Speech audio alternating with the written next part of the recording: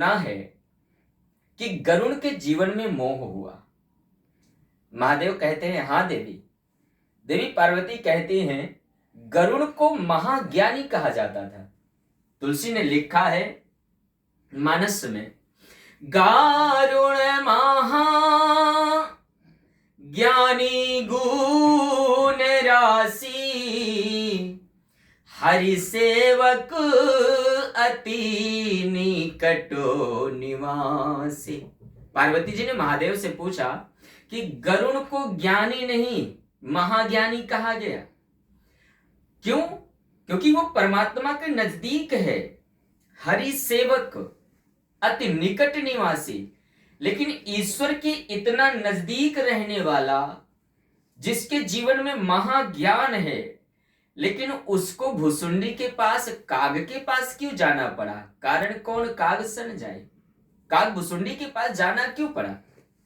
भगवान शंकर कहते हैं देवी ये बड़ा विस्तृत संवाद है। भगवान शिव कहते हैं ना, जिस समय व्यक्ति के जीवन में कर्तापन का अहंकार आ जाए, ये मैंने किया।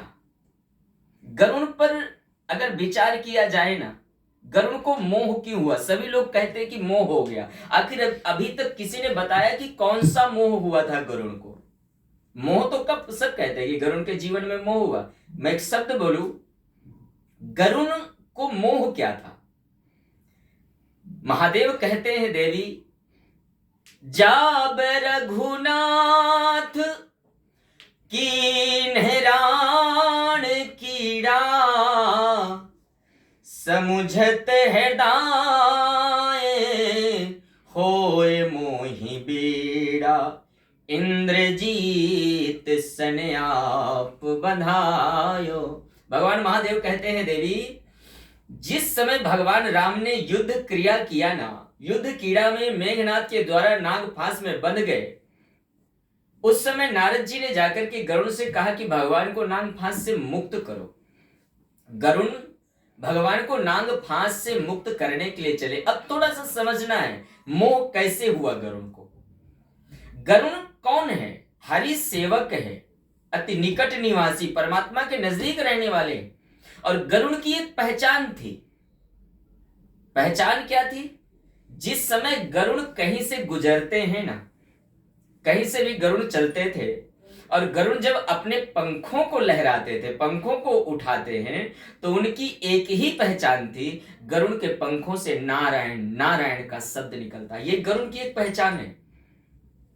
जिस समय भगवान को बंधन से मुक्त करने के लिए गरुड़ चले, तो नारायण का शब्द उनके पंखों से निकल रहा था। रास्ते में बड़े बड़े महात्मा देखते हैं, वायु मार्ग से गरुड़ जा रहे हैं, भगवान का वाहन जा रहा है, लोग अपने भवनों से निकल के उनका दर्शन करते हैं, सौभाग्य मानते हैं। क्यों? क्योंकि उनके पंखों से नारायण का शब्द निकलता है।